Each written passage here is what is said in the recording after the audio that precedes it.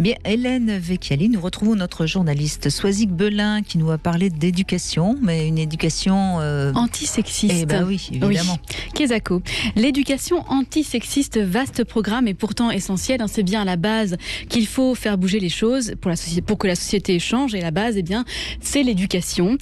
Pilla Intica et Elisa Rigoulet ont récidivé. Alors, elles ont écrit un livre qui s'appelait Le Guide féministe de la grossesse. Ensuite, un autre livre qui s'appelle Filles, garçons, même éducation, sous-titré Le Guide pour une parentalité féministe. Alors, je précise, petite parenthèse, que quand elle parle de féminisme, on parle bien d'égalité des genres et pas d'une ascension d'un matriarcat.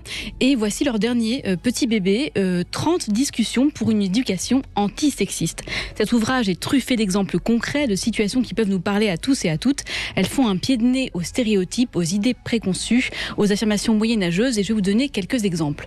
Le choix du roi, qui consiste à avoir 2 enfants de sexe différents, soit un garçon et une fille, serait l'expression d'une projection, tout comme cette préférence qu'ont certains futurs parents, soit pour un garçon, soit pour une fille. Cette préférence qui se cristallise au moment de la 2e échographie.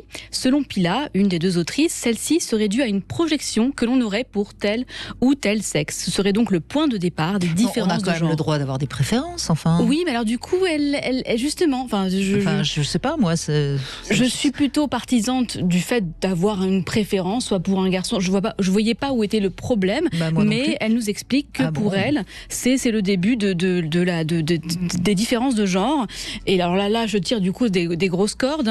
On parle souvent du père qui souhaiterait avoir une fille plus qu'un garçon pour cette fameuse relation particulière que l'on nous conte depuis la nuit des temps, ou alors qui préférerait à l'inverse avoir un garçon pour se projeter plus facilement en imaginant des activités dites masculines qu'il pourrait faire avec son fils, alors que la réaction qu'elle nous propose d'avoir, ce serait une réaction plus sage, moins sexiste. Ce serait donc de souhaiter juste avoir un enfant en bonne santé, peu importe le sexe de l'enfant.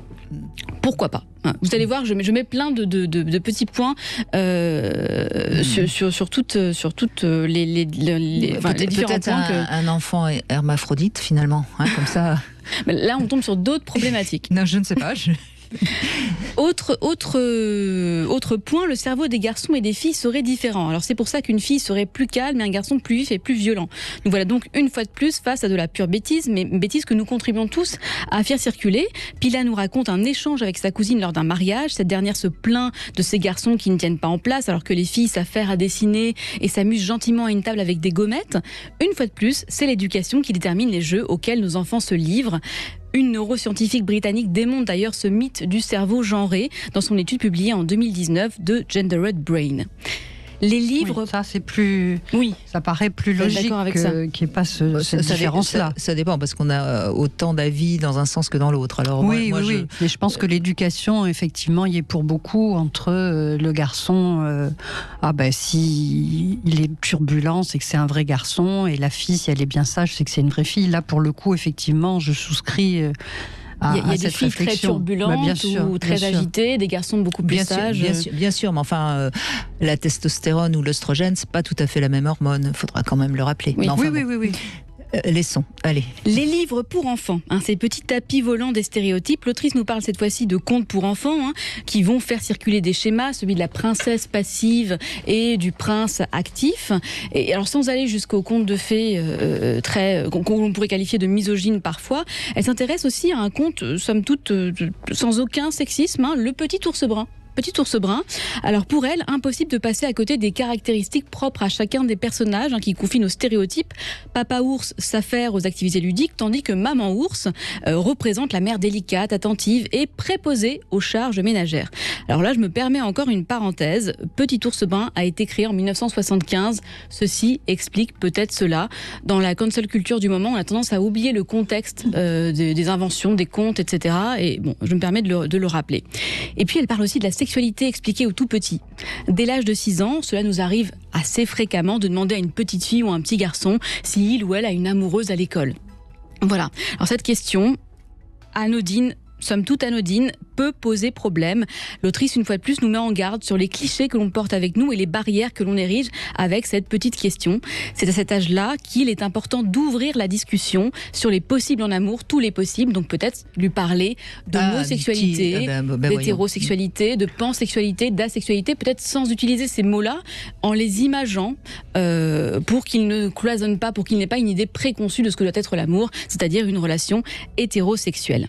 Et puis j'ai demandé à Alexandra, la maman d'un petit marin de 10 mois, de nous dire quelques mots sur l'éducation non sexiste qu'elle donne à son enfant, et ça passe aussi par le choix des jouets. Il a beaucoup de jeux, c'est vrai qu'il n'a pas tellement de jeux. On lui a donné une petite voiture en bois et mon mec a fait un scandale en disant mais quoi, ça y est, on lui donne une petite voiture.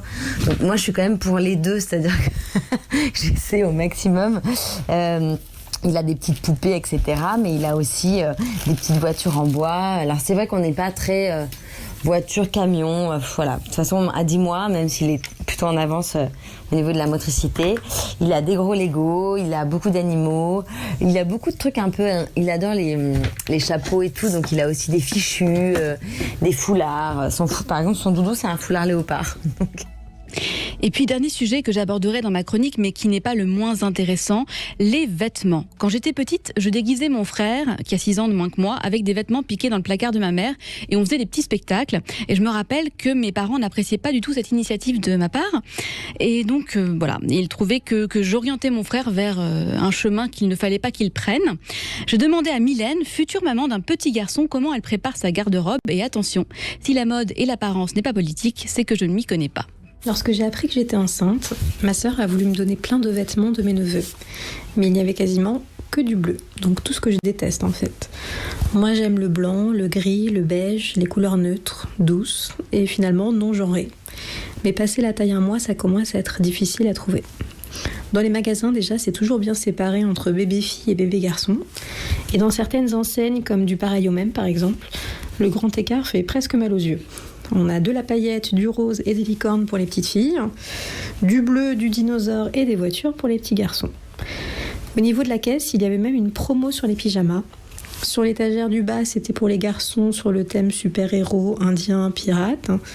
Et sur l'étagère du haut pour les filles, c'était la reine des papillons, la reine des glaces, la reine des fleurs.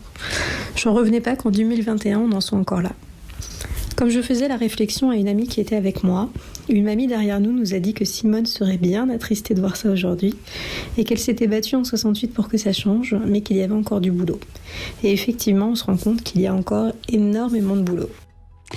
Alors voilà, effectivement, le problème, la problématique des vêtements, je trouve ça assez dingue parce que on peut très bien habiller une fille en bleu ou avec des vêtements dits pour garçons, mais dans l'inverse, ça fonctionne très mal et je ne comprends pas pour ça en fait. Je pense qu'on a un vrai blocage c'est votre culturel. Petit frère qui revient à la charge là. Oui, ça vous a marqué. J'ai été marquée par cette histoire. Enfin, pour moi, je voyais vraiment pas de problème. C'était mon petit frère, c'était un garçon. En fait, je me posais même pas la question. Pour moi, lui mettre des foulards et le déguiser, j'aurais pu moi-même me déguiser en garçon. Enfin, il n'y avait pas de problématique. Mais mes parents étaient vraiment fâchés, hein, comme si j'avais fait une grosse bêtise. Voilà. Donc non, il y a encore du travail. Et puis il faut savoir aussi, par exemple, quand on parle peut-être tout simplement, moi j'essaye toujours un peu d'élargir le débat parce que c'est vrai que après tout, les parents ont le droit d'habiller leurs garçons en garçons s'ils ont envie et leurs filles en filles s'ils ont envie. Oui. C'est quand même la liberté des parents. Enfin, on va pas imposer à tout le monde d'habiller les garçons en rose et les filles en bleu. Mais effectivement, c'est le regard des autres. Mais ce que je veux dire par là, c'est que on a de plus en plus des vêtements qui deviennent, j'allais dire, masculins. En fait, les femmes sont de plus en plus en pantalon, les couleurs sont de plus en plus... on voit de moins en moins de rose, finalement, dans les vêtements, si on regarde en règle générale. Donc c'est peut-être tout simplement ça, c'est que c'est plus facile d'habiller une fille en bleu qu'un garçon en rose, parce que vous voyez beaucoup de rose aujourd'hui, même chez les femmes adultes. Chez les femmes adultes, effectivement, il y en a moins. C'est vraiment des couleurs qui disparaissent. Les hommes mettent des chemises roses. Exactement, oui, bien sûr. Mais ça pose encore problème pour certains. Mais c'est un rose très pâle. On voit plus de rose vif ou de couleurs comme ça. C'est une question de mode et de couleurs qui reviennent selon les saisons. Je pense qu'il faut pas tout. Enfin bon, bien sûr que l'éducation joue un rôle, les vêtements, les jouets, etc., mais laissons un petit peu plus d'air dans tout ça. Parce Alors que justement, franchement, laissons la liberté à une maman d'habiller son garçon en rose si elle le souhaite, ou en bleu si elle le préfère, mais juste qu'il n'y ait pas des schémas formatés et qu'on puisse faire ce qu'on veut finalement. Oui, sauf que vous oubliez peut-être une chose, c'est que habiller votre petit garçon de 5 ans ou 6 ans en rose, envoyez-le à l'école et il va se faire moquer par tous les autres petits garçons, je suis pas sûre que ce soit une bonne idée. Effectivement. Moi, en tant que parent, je ne sais pas si j'envoie mon petit garçon Et c'est là où, avec rose et puis des petits rubans dans les cheveux. Pas les rubans. Mais il y a peut-être moyen de faire changer les choses et évoluer les mentalités. Vous savez que le rose, au Moyen-Âge, le rose était attribué aux garçons, le bleu aux filles, parce que c'était la couleur de la Vierge Marie. Je sais bien. Donc c'est très culturel finalement. Mais oui, merci Soisy. Merci beaucoup. Merci bien.